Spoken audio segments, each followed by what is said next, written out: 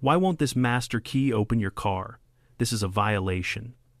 That was the first thing I heard at 7:12 a.m. on what should have been a peaceful morning. I stepped onto my porch, coffee still steaming in my hand, only to find HOA Karen hunched over the driver's side door of my truck, jamming a shiny brass master key into the lock like she was defusing a bomb. She spun toward me with theatrical outrage. "All vehicles in this neighborhood must allow HOA emergency access. Your refusal is highly suspicious," she declared. I hadn't said a single word. When her magical key failed again, she gasped dramatically, whipped out her phone, and dialed 911 right in front of me. "Hello? Yes, there's a non-compliant male preventing a mandatory HOA safety inspection on his vehicle." She pointed at me like I was a car thief. What she didn't know, the non-compliant male she was reporting was the county sheriff. Before we get into this unbelievable story, comment your city and local time below, and don't forget to subscribe for more HOA chaos. I had dealt with unreasonable people before, comes with the badge, but nothing prepared me for the level of creative nonsense Karen managed to weaponize on a daily basis. And the funny thing is, before she tried to unlock my truck with a so-called master key, I genuinely believed she was just another overly enthusiastic HOA president with too much time and too many clipboards. I'd been wrong before, but never this spectacularly. To understand how we got to the moment she called 911 on the county sheriff without realizing it, I need to take you back a few years, back to the day I first moved into this quiet little cul-de-sac at the edge of the HOA's jurisdiction. My house sat on the border of their governance, close enough that Karen could see it, but far enough that she technically had no authority over any square inch of my property. And that technicality was the single greatest frustration of her entire personality. The very first time she introduced herself, she didn't say hello or welcome to the neighborhood. She marched up my driveway with a clipboard tucked under her arm like a prosecutor getting ready for trial. "Law enforcement vehicles may cause unnecessary alarm," she said, nodding toward my patrol cruiser. "I'll need you to park that elsewhere." It took me a moment to process the absurdity of the request. I explained politely that the cruiser was legally registered, legally parked, and legally immune to her personal discomfort. She forced a smile that didn't reach her eyes, made a note on her clipboard, and walked off like she was filing paperwork for my eventual eviction. And that was just the warm-up act. A few days later, I found a piece of paper taped to my cruiser windshield. In bold letters, it read, "Unauthorized government imagery visible from public view, $45. Fine." Government imagery? She meant the sheriff's badge on the door. I actually laughed out loud, peeled the paper off the windshield, and tucked it into a binder. At that time, I didn't know just how thick that binder would eventually become, or how many categories of nonsense I'd have to create for the avalanche of future offenses. Over the next year, I received an unbelievable range of HOA citations that weren't actually citations at all, just pieces of paper she'd printed at home. Once, she tried to fine me for leaving tire tracks in the driveway after a rainstorm. She called them unauthorized terrain modification. Another time, she accused me of visual intimidation because she didn't like how the sun reflected off my truck's chrome grille. But the moment that really set her off, the moment she transformed from nuisance to self-proclaimed regulator of my existence, was when she asked me to provide the HOA with a copy of my car keys for emergency purposes. I looked her dead in the eye and said, "Absolutely not." She blinked, stunned that anyone would deny her. Then she cleared her throat, lifted her chin, and replied, "We'll revisit this." And I should have known that meant trouble. Fast forward to the morning she jammed her brass master key into my truck door and called 911. After Deputy Ray revealed who I was and she had finished buffering like a frozen computer screen, she eventually stormed off in humiliation. But humiliation, for Karen, wasn't a deterrent, it was fuel. By the next morning, the first signs of escalation appeared: bright pink flyers taped to every mailbox, every lamppost, every trash bin. They were impossible to miss, partly because of the glitter glue and partly because of the hysterical all-caps title, "Urgent Community Action Required, Stop the Non-Compliant Vehicle." She even added tiny stars around the heading, as if decorating a bake sale poster. The flyer accused my truck of being a community risk, claimed I refused to participate in HOA-approved vehicle safety protocols, and insisted residents must vote to require all neighborhood vehicles to provide universal HOA access credentials. In other words, she wanted a key to everyone's car. My neighbor Mark knocked on my door that afternoon, holding one of the flyers. "Is this about you?" he asked, rubbing his temples. "Apparently," I said. He groaned. "She fined me last week because my car was too red. Said it was visually aggressive. I wasn't surprised."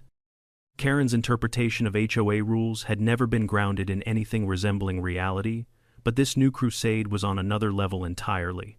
Later that evening, I found a bright yellow notice tucked under my windshield wiper. Notice of parking violation, excessive vehicle presence, $65. Fine. Excessive presence. In my own driveway, I added that to the binder. The following day, she held what she called an HOA emergency meeting. Someone recorded it and sent it to me, possibly as entertainment, possibly as evidence. Watching it felt like watching a parody of a political rally hosted by someone who had read half a textbook on leadership and decided she was ready for world domination. Her presentation included a pie chart showing my truck as the #1 cause of community instability, a blurry photo of my vehicle taken from a suspiciously low angle, a slide titled Potential Threat Indicators, which listed size, color, reflectiveness, authority symbolism, and owner non-compliance. She concluded her speech by declaring that the HOA must take immediate action to restore driveway harmony. One resident raised a timid hand and said, "Isn't that the sheriff's truck?" Karen snapped back. Authority does not exempt anyone from community standards. To be honest, hearing her say that made me laugh. I couldn't make this stuff up if I tried. But the laughter didn't last long. By the next morning, 3 new notices appeared on my truck: reflective paint disturbance, unauthorized law enforcement symbols, driveway shadow imbalance, driveway shadow imbalance. She was now fining me for the shape of my truck's shadow. That was when I realized this wasn't just another HOA spat. Karen was escalating towards something much bigger, much louder, and far more absurd than anything I'd seen up to that point. She wasn't simply annoyed by my truck, she was obsessed with controlling it, controlling me, controlling everything she believed fell under the spirit of the HOA. And the real kicker, my driveway wasn't under the HOA at all. I knew I needed to start documenting everything meticulously. Not as a neighbor, as a sheriff. I began gathering photos of every flyer and notice, screenshots of her emails, recordings of her meetings, statements from neighbors who also felt targeted, copies of the so-called master key guidelines she claimed to enforce. I wasn't building a case out of spite. I was doing it because I could see exactly where Karen was heading, toward a legal collision, and just when I thought she couldn't possibly get any more irrational, she proved me wrong the next morning. I stepped outside and saw 26 small neon orange flags lining my driveway in 2 perfectly straight rows, like a weird ceremonial runway leading to my truck. Each flag carried the same message: HOA claim, pending vehicle access, gate under review. A gate. She was planning to build a gate across my driveway to control vehicle access. The footprints around the flags were hers. I recognized the pattern. Those orthopedic sandals never lied. I crouched down, looked at her handiwork, and realized something important. Karen wasn't just reacting anymore. She was planning. She had declared war, and she had absolutely no idea she had just crossed the worst possible line. The legal one. I stood there staring at the neat little rows of neon orange flags, each one stuck into the soil with almost obsessive precision. The early morning sun lit them up like runway lights, guiding an airplane onto a landing strip, except instead of a plane, they guided anyone's eyes straight to my truck. It was dramatic, ridiculous, and undeniably Karen. I bent down, plucked one of the flags from the ground, and read it again just to make sure I wasn't hallucinating. HOA claim pending vehicle access, gate under review.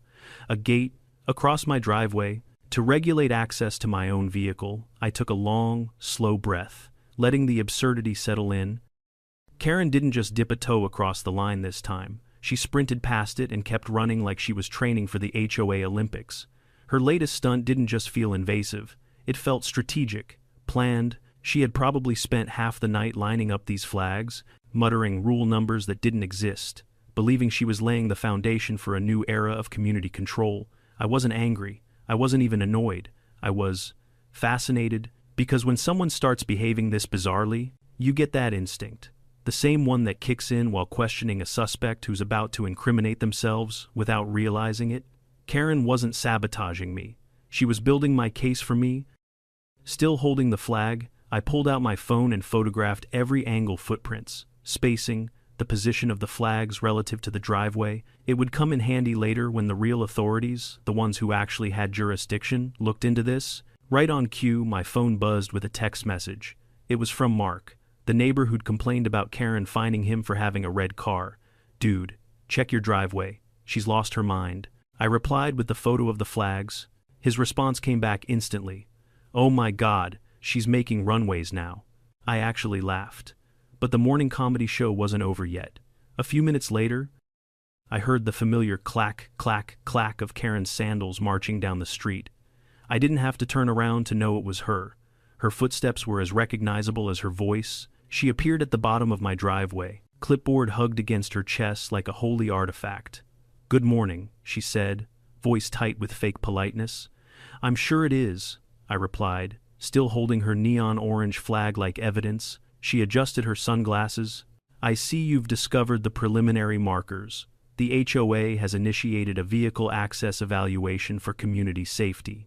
On my property lines," she said, waving a dismissive hand, "are fluid when it comes to safety concerns." I raised an eyebrow. "Fluid?" "Yes, and as acting HOA president, I have full authority to take precautionary measures when a resident refuses compliance." She nodded toward my truck. "And your vehicle's defiance is well documented." I almost choked on my own air. My truck's defiance. "It refused universal access," she said, as if that sentence made sense in the English language. I let the silence sit for a moment, mostly because I couldn't decide which part to address first. Eventually I gestured at the flags. "You put these here yourself?" "Of course I did," she said proudly. The board was unanimous. My eyes narrowed. That was a lie. Or at least, a major exaggeration. I knew the board was tired of Karen's antics. They'd whispered complaints, exchanged knowing glances, even apologized to me behind her back. "Is that so?" I asked. "Unanimous?" "Well," she shifted slightly. "Unanimous in spirit." "Ah, spirit." The best friend of anyone who didn't actually have votes. I took a step toward her, polite but firm. "Karen, this is private property. You're trespassing. And these flags, this gate you're planning, have no legal standing." Her chin snapped upward. "Not yet." That made me pause. "Not yet." Karen clutched her clipboard like a shield. "I'll be drafting an amendment for the next HOA meeting. The community will vote to place all vehicles within visual proximity of HOA land under shared authority. It's progressive. It's illegal," I countered. She brushed off the comment with a scoff. "Laws adapt, communities evolve." Then she added, almost giddily, "Besides, residents deserve protection from rogue vehicles." My truck was now a rogue vehicle. Marvelous. I took another photo of her standing proudly among the flags. Karen noticed and stiffened. "What are you doing?" "Documenting," I said simply. She frowned, recognizing that word as one that could be used against her later. "You can't intimidate me," she snapped, though her voice wavered. "I will not be threatened by someone who thinks he's above community standards." I smiled. "Karen, I think you're forgetting something." "And what is that?" "You called 911 on the sheriff." Her face flushed pink anger or embarrassment. I couldn't tell. Maybe both. "That was a misunderstanding," she said quickly. "You told dispatch I was refusing an HOA inspection. I stand by that. You told them I was suspicious. You were suspicious." I was holding a cup of coffee. Her lips pressed into a thin line. It was clear she didn't enjoy the memory of her humiliation being brought up. Without another word, she spun on her heel and stormed off, leaving me with a driveway full of flags and the distinct suspicion that this was far from over. And I was right. Because that afternoon, while I was returning from town, I saw a tow truck parked suspiciously close to my driveway. The driver stood next to it, scratching his head, looking at a paper in his hand like it was written in ancient code. I pulled up and stepped out of my vehicle. "Hey there," I said. "Everything all right?" He looked at me, then down at the paper, then back at me. Ma'am, from the HOA, told me this truck was abandoned and needed removal." I exhaled slowly. "Abandoned." She said it hadn't moved in weeks. "I drove it yesterday." He blinked. "She also said the owner was refusing to comply with safety checks." I pointed to the sheriff's emblem on the door. I'm the owner. The man's face drained of color. Oh, oh man, she didn't mention that. I'm sure she didn't. He folded the paper and shoved it in his pocket like it was cursed. Sorry, sir, I'm leaving, right now. He climbed back into the tow truck and took off like he was fleeing a crime scene. I looked at my driveway, the flags, the disappearing tow truck, and the growing ridiculousness of the entire situation. This wasn't just pettiness anymore. It was escalation, deliberate escalation. Karen wasn't just trying to control my vehicle. She was trying to create a narrative in which I was the problem, the danger, the threat, and if there's anything I know after 2 decades on the force, it's that when someone builds a false narrative, they eventually back themselves into a corner. Later that evening, as the sky turned orange and purple, I walked back outside and removed every single neon flag, one by one, a quiet, methodical undoing of Karen's imaginary empire. I gathered them into a pile, photographed the empty ground for good measure, and stored the flags in a box labeled Evidence Vehicle Incidents. Because the truth was clear, Karen wasn't finished. The master key was just her opening move. The flags were her attempt at expansion, and I could feel it in my bones. She was preparing for something even bigger, something with clipboards, something with signatures, something she believed would finally give her the power she had invented in her head, and I was prepared too. I was ready to meet her escalation with documentation, patience, and when the moment came, the full weight of actual law. Because in this neighborhood, there was only room for one sheriff. And, spoiler alert, it wasn't Karen. I woke up the next morning, expecting peace. After the tow truck fiasco, I naively thought Karen might take a day off from her imaginary war. Maybe she'd cool down, bake cookies, yell at a cloud, anything other than targeting my truck again. But the universe had other plans. When I stepped outside, coffee in hand, I froze. My truck, my perfectly fine, minding its own business, truck was shackled. A giant yellow wheel clamp was locked onto the front tire like some kind of medieval punishment device for naughty vehicles. For a split second, all I could do was blink. The bold stenciled letters on the boot read, HOA impound non-compliant vehicle. There wasn't enough caffeine in the world for this. I set my mug on the hood and crouched down to inspect the clamp.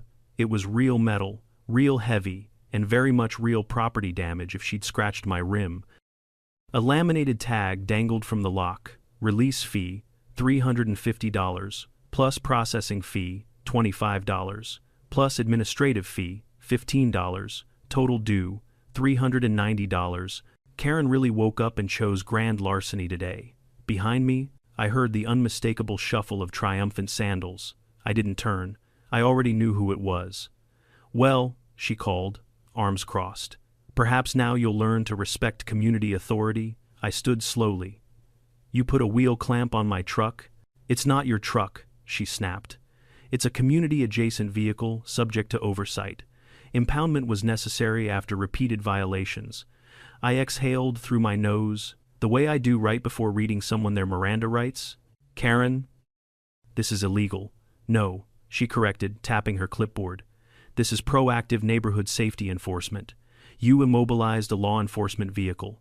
Her eyes narrowed. A vehicle used to intimidate residents. Frankly, you should thank me. For committing a crime, for holding you accountable. I laughed, not because any of this was funny, but because I had 2 options. Lose my mind or enjoy the show. And at this point, the show had gone off the rails.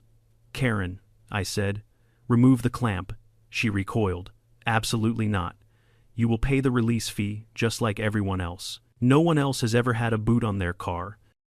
Because no one else has ever been this non-compliant, her voice cracked at the end, like she was seconds away from throwing herself dramatically onto the ground and demanding a Netflix documentary about her struggles.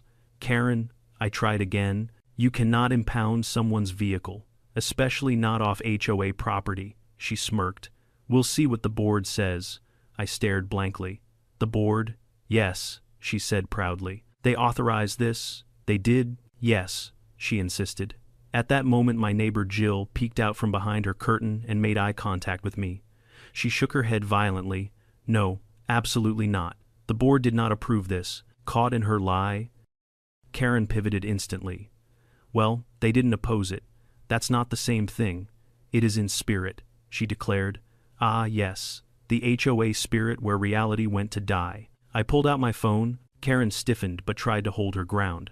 I snapped photos of the clamp, her, the driveway, everything. She scoffed. Oh, please, you think pictures will scare me? No, I said calmly, but they will help the police. Her lips parted in horror. Police? You wouldn't dare. Oh, I dare. I dialed dispatch, not 911, just non-emergency, and requested a deputy respond for unlawful immobilization of a vehicle. Since I was off duty and involved personally, I couldn't handle it myself. Policy is policy, Karen panicked. You're weaponizing law enforcement. This is harassment. I pointed to the clamp. You immobilized a government asset. Before she could argue, a familiar patrol cruiser rolled into view. Deputy Hernandez stepped out, took one look at the clamp, then turned to me with an expression that said not again. Morning, Sheriff, he said under his breath. Karen, I confirmed. Karen threw her hands up. Finally, someone reasonable, officer, arrest him for refusing to follow HOA impoundment protocol. Hernandez stared at her for a long moment. Ma'am, there is no HOA impoundment protocol. There should be, she shouted. That's not how laws work, he replied. She jabbed her pen toward the clamp. This vehicle is out of compliance. I tried the master key. Stop, I said, raising a finger. Do not confess to more crimes. Hernandez sighed and pulled out his pad. Ma'am, did you place this device on the sheriff's truck? I issued a lawful community corrective action. Did you buy this online? Yes, she said proudly. It's heavy duty, and comes in different colors. Ma'am, he interrupted, you cannot immobilize property you don't own. This is tampering and potentially vehicle interference. She gasped. Vehicle interference, how dare you imply? He's not implying, I said. He's reading the law. This is oppression, she shrieked, of the HOA. If hysterical righteousness were a fuel source, Karen could have powered the entire county. Hernandez wrote out an official warning and instructed her to remove the clamp immediately. She refused. He repeated the instruction. She refused again. Finally, he said, if you don't remove it, we will. The glare she gave him could have peeled paint, but she stomped over, fiddled angrily with the lock, and yanked the clamp off the tire like she was ripping betrayal from her soul. She dragged it away, muttering about tyranny and rogue vehicles. She left without another word. But her retreat didn't last long. 2 days later, she came back with reinforcements. Not people, just paperwork, stacks of it. Glossy brochures she made at home titled, The Great Vehicle Harmony Initiative. She taped them to every door in the neighborhood. Some bullet points included, mandatory HOA access keys for all cars, HOA-controlled parking rotation schedules, monthly driveway compliance inspections, fines for visually disruptive automobile silhouettes. I laughed so hard I had to sit down.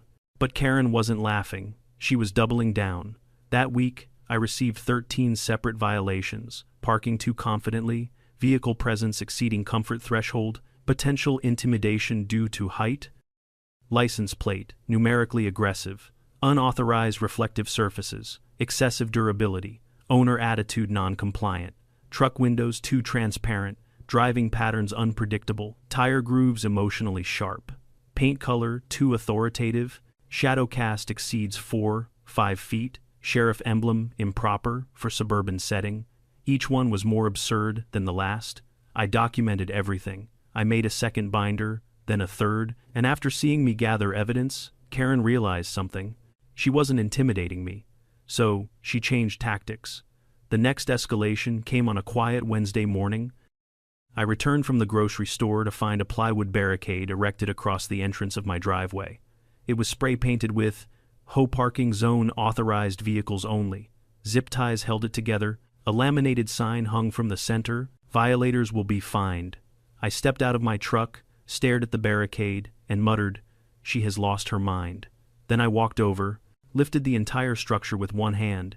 It weighed maybe 8 pounds and set it neatly beside a tree with a sticky note. Nice decor, wrong house. The next day, a city inspector knocked on my door. Got a call from someone claiming there's a dangerous illegal parking structure on this property. Of course, she called the city on herself by accident. I showed him the makeshift gate. He snorted. Yeah, no, this is not up to code or reality. He took photos, made notes, and left laughing. Karen watched from across the street, arms folded, seething like a kettle left on high heat. She didn't speak that day, but her silence was worse. Calculated, focused. I'd seen that look before on people determined to dig their own grave and blame the shovel. I knew then that the wheel clamp and barricade were just beginning. She was planning something bigger, something more dramatic, something she thought would finally force me to submit to HOA authority.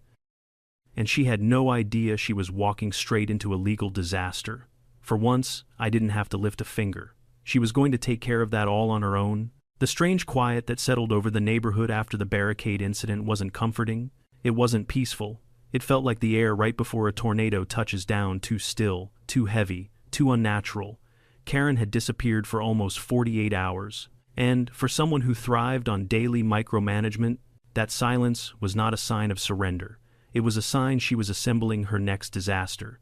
And it arrived on the morning of the third day. I opened my mailbox, expecting bills, junk coupons, maybe another brochure about lawn fertilizer. Instead, a thick, glossy packet slid out with a thud. The cover featured a dramatic photo of a winding suburban street with animated sparkles around parked cars, like some kind of magical parking utopia. Across the top, in bold lettering, the Community Vehicle Harmony Initiative, presented by Bluff Neighborhood Mobility Council. A council? We didn't have a council. I leaned against the mailbox and flipped it open. The first page had a letter from the desk of Acting Coordinator Kay Allen. Karen had rebranded herself. Whenever she reinvented her title, the situation was never good. The letter claimed that, due to recent vehicular disturbances caused by resistance to universal access measures, the neighborhood would implement a new set of mandatory regulations. Mandatory. She loved that word. The next pages outlined a ridiculous list of rules, each more illegal than the last. All vehicles must be registered with the Mobility Council. Owners must provide an emergency access key upon request. Driveways may be inspected without notice for compliance. Parking zones may be reassigned at any time for harmony redistribution. Unauthorized vehicle silhouette patterns will incur penalties. Vehicle silhouette patterns, a real human being type that. At the back of the packet was a payment page, the part she cared about most. Mobility Harmony, contribution fee, $89, due within 5 days. She included a QR code linking to a PayPal account named Bluff Vehicle Safety Fund. I laughed. Out loud. Right there at my mailbox. At 7:30 in the morning. Like a man who had reached the point where the only sane reaction to insanity was amusement. But when I looked up, I stopped laughing, because there she was, standing across the street by her Prius, dressed in a navy blazer and tan slacks, wearing a fake earpiece that was very clearly not connected to anything. She watched me read her packet with the expression of someone waiting for praise they absolutely didn't deserve. I held up the booklet. A new council, she nodded proudly. Formed due to community demand. What community? I asked. Residents have expressed overwhelming concern. Name one, she blinked. Concerns may remain anonymous. For safety. Safety from what? My truck's shadow. She refused to engage with the sarcasm. Instead, she stepped closer, lowering her voice as if sharing a state secret. Your vehicle has become a symbol of disorder, she said. People are frightened. A strong neighborhood cannot function when residents feel threatened by unpredictable silhouettes. My truck had now become a symbol, a silhouette-based threat. Incredible. I flipped the packet closed. Karen, this is fraud. She stiffened. This is community leadership. What you're doing is illegal. What I'm doing, she said, jabbing her clipboard toward the sky, is necessary. For who? For everyone. The delusion radiated off her like heat. Karen, I said calmly, you cannot create fake councils to collect fees. You cannot demand keys to people's vehicles. You cannot find shadows. She smiled, a tight and brittle thing. We'll see what the legal advisory panel thinks. Who's on the panel? I asked. She hesitated. Me. I almost choked. So you created a council, appointed yourself coordinator, and then created a legal panel, which is also you. She crossed her arms. Someone has to take responsibility, and that someone is always you. Exactly. I rubbed my forehead. Karen, do you hear how strange that sounds? I hear how necessary it sounds. This woman needed not an HOA, but a hobby. Before I could respond, she thrust a clipboard toward me. Sign the compliance acknowledgement. I didn't touch it. No, very well. She scribbled something onto her pad. Refusal to acknowledge notice. Additional fee. $13. Not 10, not 15. $13. Why 13? Because Karen operated on chaos math. She walked off, smug as a cat who thought she'd caught a mouse. Except I wasn't the mouse, I was the sheriff, and she was stapling nonsense to her own downfall. Inside my house, I spread everything out on the table, the packet, the fines, the barricade photos, the wheel clamp, screenshots from neighbors who'd texted me their own violations. There was enough evidence to wallpaper a courtroom. I called the sheriff's office not as the sheriff, but as a citizen filing a complaint. Since I was directly involved, protocol required that another deputy handle the case. Hernandez, reliable as ever, took the report. Bluff, Neighborhood Mobility Council, he muttered. Never heard of it. It didn't exist until today, I said. He whistled. She really doesn't know when to stop. No, I agreed. She really doesn't. All right, he said. Send me everything. This might cross the line into attempted fraud. I emailed him the documents, photos, timestamps, and links. He thanked me and said he'd begin verifying Karen's claims, or rather, disproving them. That evening, as I sat on my porch reading through her booklet again, trying to decide whether silhouette patterns should become a running joke at the station, my neighbor Jill approached hesitantly. She looked around, making sure Karen wasn't nearby. "Can we talk?" she whispered. "Of course." She stepped closer. "We need your help. The HOA board, we're done. We can't deal with her anymore." I raised an eyebrow. "What happened now?" She told the board we needed to create a parking brigade. She wants weekly driveway inspections, and she tried to fine one of the board members because her SUV felt rebellious. I rubbed my eyes. I wish I could say I'm surprised. "She's out of control," Jill said. "We've had enough. We want to vote her out, but we need solid evidence, provable stuff, things she can't wiggle out of later." I gestured toward the dining table inside, stacked with paperwork like a crime lab display. "I've got evidence." Jill's eyes widened. "How much?" "Binders, plural, 3 so far." She let out a breath like someone who had just seen daylight for the first time in months. "This could work, but you have to be there. The board meeting is Friday." "I'll be there." She hesitated, then asked, "One more thing. Is it true she called 911 on you?" "Yes, and didn't know you were." "The sheriff." "Correct." Jill covered her face and groaned. "Oh God, this is worse than I thought." I nodded. Yes, it is." She left with a promise. The board would prepare the motion to remove Karen, but Karen wasn't going to sit quietly. Oh no, she had sensed resistance. She had smelled rebellion, and like any dictator whose regime was cracking, she ramped up her efforts. The next morning, another packet appeared, this one titled Emergency Vehicle Harmony Audit, Mandatory Participation Required. Inside was a form threatening a $150 non-participation fee. She also slipped a handwritten note under my doormat. "Your resistance strengthens my resolve." Who writes villain monologues to their neighbors? Later that afternoon, a group of bewildered residents approached me. "She fined me for washing my car too loudly," one said. "She fined me because my headlights were too assertive." Another added, "She fined me for insufficient wheel humility," said a third. Wheel humility. That was a new one. It hit me then that Karen wasn't just spiraling, she was dragging the whole neighborhood into her vortex. But the good news? Every ridiculous fine, every fake regulation, every desperate power grab was more evidence. Evidence that would end her presidency, evidence that would end her crusade against my truck, evidence that would, ultimately, bring her face to face with real legal consequences.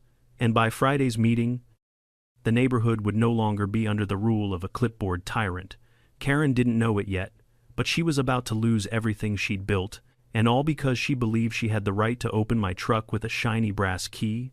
I arrived at the HOA meeting 30 minutes early, not because I was eager to watch Karen implode, but because the board had specifically asked me to help set up the projector, seats, and, well, the security measures. Not physical security, emotional security. They knew Karen well enough to expect some kind of theatrical meltdown, and the last thing anyone wanted was her climbing onto a table again and shouting about vehicular insurrection. The community center was already humming with quiet tension. People whispered in small clusters, some clutching copies of the Mobility Harmony packet, like evidence in a courtroom, others holding their phones up with screenshots of fines Karen had sent at random hours. One guy had printed an 18x24 poster of the bogus wheel humility violation and taped it to the wall with the caption, "How is this real?" Even I had to stop and admire it. Jill approached me nervously, clipboard in hand, hair pulled back in the tight, stressed-out bun of someone who had hit her HOA limit. "She doesn't know what we're planning," she whispered. "She'll know in about 20 minutes, I replied. Jill nodded sharply. "Good. The board is united. That hasn't happened in 10 years. That's what happens when tyranny arrives in orthopedic sandals." She choked back a laugh. "Stay close when we begin. She's going to make this difficult." Oh, I knew. Karen didn't breathe without making something difficult. The residents filed in, some taking seats, others leaning against the walls like spectators at a boxing match. The room smelled faintly of coffee, anxiety, and mild resentment, all standard HOA aromas. Everyone was waiting for the show. And right on cue, the door slammed open. Karen swept in like a royal entering a coronation ceremony, navy blazer, fake earpiece, clipboard resting on her forearm like a sacred artifact, and a stack of her Mobility Council packets tucked under the other arm. The room groaned collectively. "There will be order," she announced. "It hasn't started," someone muttered. She ignored them. Instead, she marched to the front and planted herself beside the podium, glaring at the board as though daring them to challenge her. Jill stepped forward. "Thank you all for coming," Jill began. "Tonight's meeting will address—" "I'll be handling tonight's meeting," Karen interrupted, "given the heightened threat level to neighborhood vehicular harmony." "No," Jill said sharply. You could feel the room freeze. Karen blinked, taken aback. She wasn't used to that word. "No," she repeated. "That's correct," Jill said firmly. "The board will handle this meeting. You will sit down." Karen's jaw dropped so far it almost unhinged. "Sit down." "Yes," Jill said, "in the audience. Like everyone else." Karen's eyes snapped toward me, searching for backup, but I simply folded my arms and leaned against the wall. I wasn't here to save her. I was here to observe, document, and allow her to destroy her own argument. "I am the HOA president," Karen hissed. "For now," someone in the back whispered. Karen spun around. "Who said that?" No one answered. Jill cleared her throat. "Please take your seat."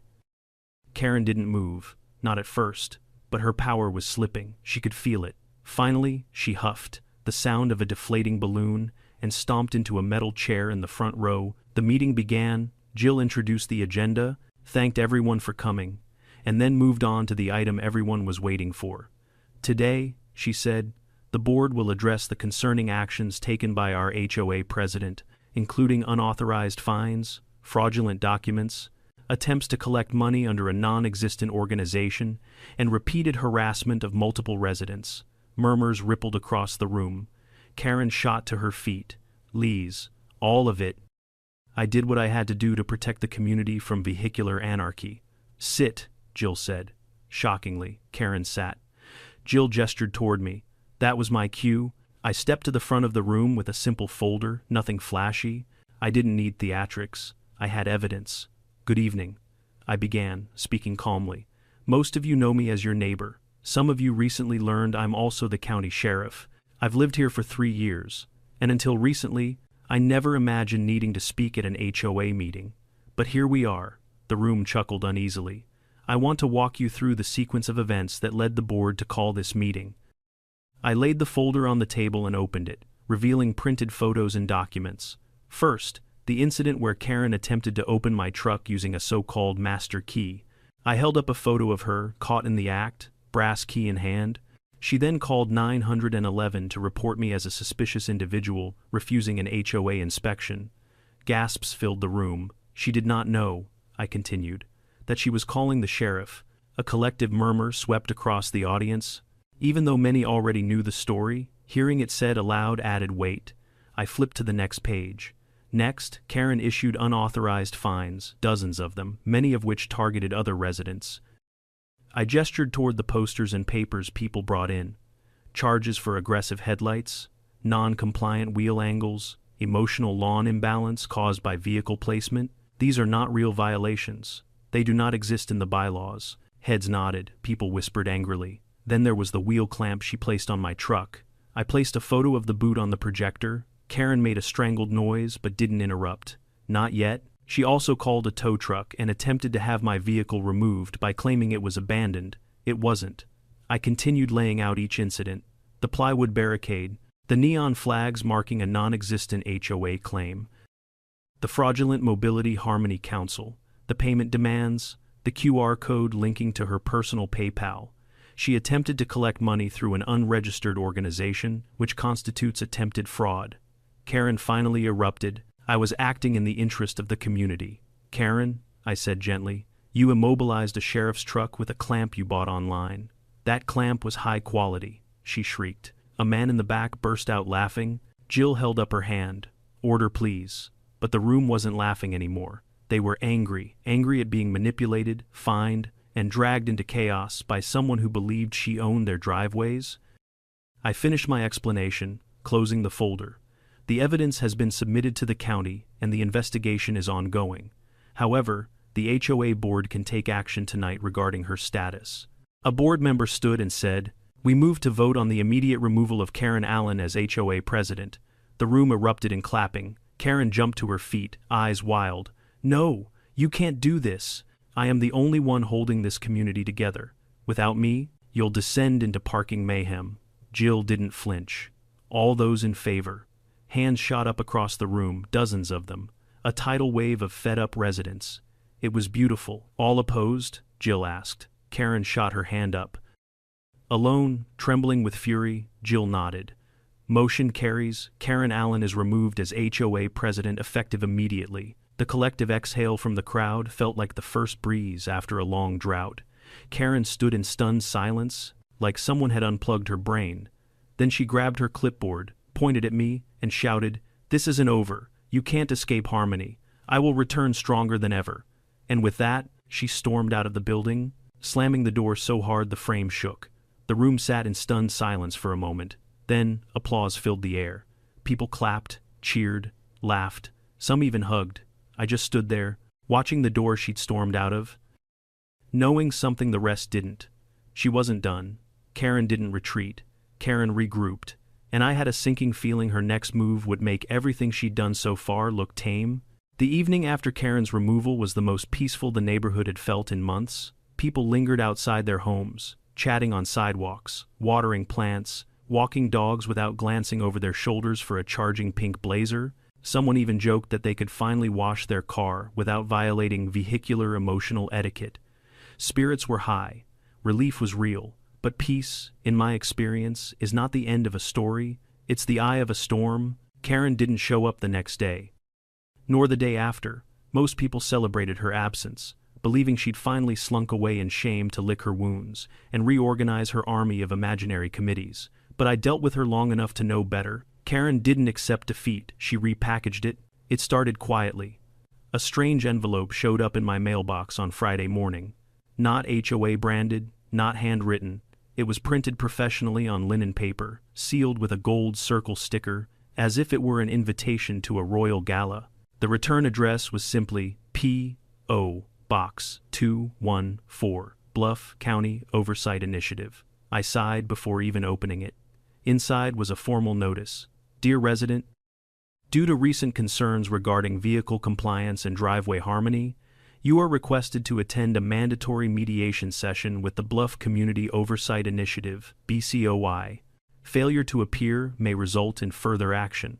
Signed at the bottom, in overly elegant script, Acting Coordinator, K. Allen. I let the paper fall onto the kitchen counter. She had reinvented herself again. A private entity, a fake oversight initiative. She wasn't running an HOA anymore. She was starting her own department of made-up government.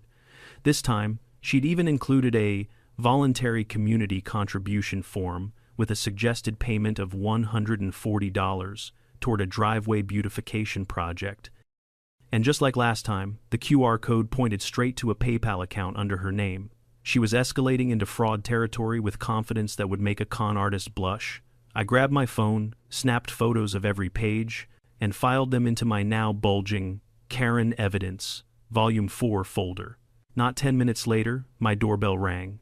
It was my son, He wasn't in uniform, but he carried himself the same way he always did, alert, steady, patient. I waved him inside and handed him the letter.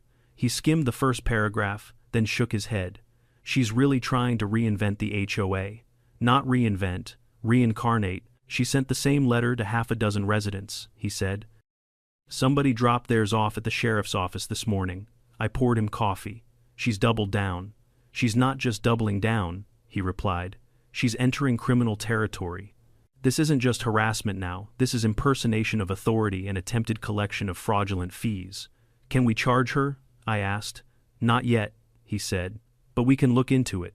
That was the balance we always had to strike. Professional distance, procedural caution. He handled things by the book, and I respected that. He set the letter down. Dad, she's unraveling. Be careful. I'm always careful, I said. He gave me a look. Okay, I'm usually careful. We shared a laugh, but concern hung in the air like humidity before a thunderstorm. The next strange event came that night. My motion sensor flicked on at 11:47 p.m. I checked the camera feed, expecting a raccoon. It wasn't. It was Karen. She wore a reflective vest, cargo pants, gloves, and carried what looked suspiciously like a tape measure, a clipboard, and a stud finder. She paced back and forth along the perimeter of my driveway like a surveyor on a very personal mission. At one point, she knelt and measured the angle of my truck's front tire. She scribbled furiously. Then she measured its distance from the lawn. Scribble, scribble. Then she held the stud finder against the fender like she expected it to reveal state secrets. I stepped outside onto the porch, arms crossed. Evening, Karen, I called. She gasped and dropped her tape measure. I was conducting an assessment, she stammered. At midnight. Timing is irrelevant when harmony is at stake. Karen, get off my property. I have authority under the Oversight Initiative. No, you have a vest you bought on Amazon. She bristled. A uniform, she corrected. A vest, a uniform, a vest, Karen. She stomped her foot like a toddler denied a cookie. You're obstructing justice. No, I said, stepping forward.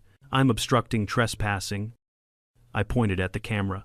You're being recorded. She froze. That was her weakness. Not authority, not resistance documentation. She hated when her actions were captured by anything other than her imagination. She backed away slowly, muttering, "This will not stop harmony.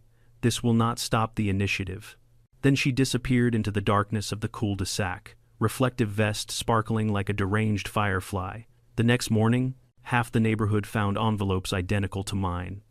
Some asked if I knew anything. Others asked if she could really find them again. No, I told them. She has zero authority, but she threatened legal action, one neighbor whispered. She threatens shadows, I replied. You'll be fine. Still, not everyone was reassured. Karen had spent years conditioning them to fear her clipboard. Undoing that takes time. By noon, I had collected 11 more letters from neighbors who didn't trust themselves not to burn them out of frustration. I forwarded everything to Deputy Hernandez. He called 20 minutes later. Yeah, I think we have enough for charges, he said. This initiative isn't registered with the state, not even close. She's fabricating documents and presenting them as legal authority. Do what you need to do, I replied. He hesitated. One problem, which is, she's probably expecting retaliation. She might have a meltdown before we can serve the papers. He was right. And the meltdown came that same afternoon. I was working in my garage when I heard shouting from the street. I walked out and saw Karen standing beside her Prius, waving a giant rolled-up poster like a battle flag. The community is at risk, she screamed. The sheriff's vehicle is a threat to harmony. People peeked out of curtains, some gathered, everyone looked tired. Then she unrolled the poster. It was a blown-up satellite image of the neighborhood, with my truck circled dramatically in red marker, surrounded by arrows and labels like Unknown Vehicle Energy Zone, Potential Disruption Field, Driveway Dominance Risk. A kid down the street whispered, "Is he a superhero?" Karen spun on him. "No, he is a menace." At that moment, 2 sheriff's cruisers pulled into the street. Karen paled. Deputy Hernandez stepped out and approached calmly, professionally. "Karen Allen," he said, "we need to speak with you." She puffed up her chest. "Ah, finally, justice arrives." "Yes," he said, "it does." He handed her a packet of papers. She skimmed the first lines, then she screamed. It wasn't a normal scream. It was the sound of a woman whose imaginary empire had just collapsed under real-world law. "You can't do this," she shrieked. "I am the initiative." "No," Hernandez said. "You are being charged with harassment, falsifying documents, and attempting to operate an unlicensed entity. My initiative is legal. It doesn't exist. It exists spiritually. Spiritual HOA doesn't count?" She stomped, ranted, waved her arms, declared herself a guardian of peace, and accused me of leading a coup. I just stood there, arms crossed. When she finally ran out of breath, Hernandez spoke again. "Ma'am, you are formally ordered to cease all oversight activity. You are not to contact residents with demands, letters, or directives. Violate this, and further action will follow." Karen stared at me with fire in her eyes. "This is your doing," she hissed. "No," I replied. "This is your doing." She got into her Prius, slammed the door, and sped off. For the first time, she didn't yell out the window. She didn't even look back. That evening, the neighborhood felt different, lighter, calmer. Parents walked their kids. Teenagers skateboarded. Dogs barked without receiving noise citations. The shadow of Karen's clipboard tyranny faded like mist in sunlight. But peace never lasts long with someone like Karen, because I knew deep in my gut that she wasn't done forever. Just done here. People like Karen never disappear. They relocate. Karen's departure should have felt like a victory. The neighborhood exhaled, relieved to finally live without threats of vehicular disharmony or shadow violations. Kids played basketball in driveways. People washed their cars at normal volumes. For the first time in months, the air didn't smell like clipboard ink and unreasonable fines. But I'd learned something long ago as a sheriff. Peace after chaos always feels fragile, like setting down a glass ball on the edge of a table. And with Karen, that feeling was twice as strong. Because she hadn't apologized, she hadn't admitted wrongdoing, she hadn't even muttered a symbolic promise to self-reflect. She left angry, humiliated, plotting. So while the neighborhood relaxed, I prepared. Not because I expected revenge. Karen wasn't the criminal mastermind type, but because she was the relentless type, the kind who would reinvent her authority, rename her organization, and come back preaching a new gospel of regulations no one asked for. Still, days passed quietly, then a week, then two. The sheriff's office processed her case, but she complied with the cease and desist order. Hernandez kept me updated. "She's keeping her distance," he said, "probably licking her wounds, or drawing new maps," I muttered. Then came the night that confirmed it. It was late, close to midnight. I was reading on the porch, enjoying the rare stillness. The moon cast long shadows across my yard, and the hum of crickets was the only sound. Then my trail cam pinged, motion detected. Back fence. I opened the feed, expecting deer or raccoons. It wasn't wildlife. A figure stood at the border of my property, just outside the legal line, not crossing it, not approaching, just standing there, motionless, staring toward the cabin. A woman, medium height, reflective vest. Even in the grainy night vision, I knew exactly who it was. Karen. She didn't move for nearly 10 minutes. Not a single step forward.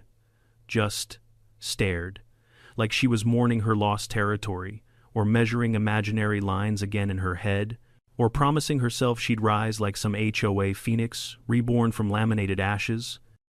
Then she turned and disappeared into the trees. She'd followed the order. She'd stayed off my land, but the message was clear. She hadn't let go. The next morning, I reviewed the footage carefully. She hadn't carried tools, documents, or one of her laminated monstrosities. She wasn't muttering legal jargon. She simply stood there like a ghost of bureaucracy past. A normal person might have been unnerved, but to me, it was confirmation of something I already understood. Karen's war wasn't against me. It wasn't against my truck. It wasn't even against non-compliant shadows. Her war was against irrelevance, and she was losing it. 2 weeks later, the final chapter arrived in a form I least expected. A package, delivered by courier, no return address, addressed to Sheriff's Dad, Cabin 12. Karen's sense of humor was as sharp as a marshmallow. I opened it carefully, half expecting glitter or homemade bylaws. Instead, pink tissue paper filled the box. Underneath it, A smaller silver box sat like a gift from a passive-aggressive fairy. Inside was a glitter bomb, a diffused one. She disabled the trigger, just glitter sitting harmlessly at the bottom, like a symbolic threat. There was a note taped to the lid. "This is what restraint looks like. You're lucky I'm taking the high road." I stared at it for a long moment. She wasn't threatening me, she was performing. One final act of petty rebellion to remind me she wasn't gone, just relocating. My son stopped by that evening. When I showed him the package, he shook his head. "She mailed you a disabled glitter bomb as a peace offering/threat. Symbolic artistry," I said. "Peak HOA creativity." He chuckled. "She's not coming back, Dad. At least not here." "I know," I said. "But she's not done," he sighed. "No, people like her never are." He wasn't wrong. Spring arrived, thawing the lake and softening the soil. The cabin felt alive again. I planted tomatoes and peppers, touched up the paint on the porch swing, and replaced the lights lining the path. Even the wildlife seemed calmer, less frantic, without Karen screaming about aggressive squirrels. The neighborhood returned to something like normal. Leonard, the new HOA president, sent me a handwritten letter thanking me for my patience during the Great Vehicle Crisis. His term, not mine, and included a jar of homemade jam. Peace felt possible again, and I was starting to believe, maybe foolishly, that the story had finally reached its end. That's when Tanya, who worked part-time at the county records office, stopped by with a folder in her hand and concern on her face. "You need to see this," she said. Inside the folder were documents, registered paperwork for a new HOA being established roughly 30 miles south in a brand new development. Incomplete, sloppy, missing signatures, but one section was filled out clearly. Proposed HOA president, Karen Allen. I closed the folder slowly. "She's starting over," Tanya said. "New neighborhood, new people to control. They don't know her history." I nodded. "They will. Are you going to warn them?" "No," I said quietly. "Some lessons can't be taught, only experienced." Tanya exhaled. "Well, at least she's not here anymore." "Exactly. And that was enough for me." Months passed. My son was promoted to chief deputy. The neighborhood regained its sanity, and every once in a while, when I sat on my porch sipping coffee, I'd think back to the chaos Karen brought into our lives. But it didn't make me angry anymore. It made me grateful, because you can't appreciate peace without surviving a few storms, even storms wearing pastel cardigans and wielding unauthorized master keys. One morning, a new couple walked down the trail with their dog. They paused at the fork where Karen once built her plywood barricade. They looked around, confused for a moment, then continued toward the lake. I waved, they waved back, and I realized something. Community doesn't require control. It doesn't require authority. It doesn't require fines, citations, or laminated threats. Sometimes all it takes is a wave, a path, a shared space, and the absence of someone screaming about vehicular silhouettes. Karen was gone. The cabin was mine again. The neighborhood was free, and somewhere, 30 miles south, a new HOA board was unknowingly about to learn that no matter where she goes, Karen will always bring her clipboard. If this whole saga taught me anything, it's that real authority doesn't come from titles, clipboards, or made-up regulations. It comes from responsibility, respect, and understanding the limits of your role. Karen built her world on control, imagined control, and when reality pushed back, she collapsed under the weight of her own inventions. There will always be people who try to impose their will on others, not because they're right, but because they're afraid of losing relevance. The best thing you can do is stand your ground, document the truth, and let their actions speak louder than your frustration. And now, I want to hear from you. What would you have done if someone tried to open your car with a master key? Drop your thoughts in the comments, and don't forget to subscribe for more unbelievable HOA stories.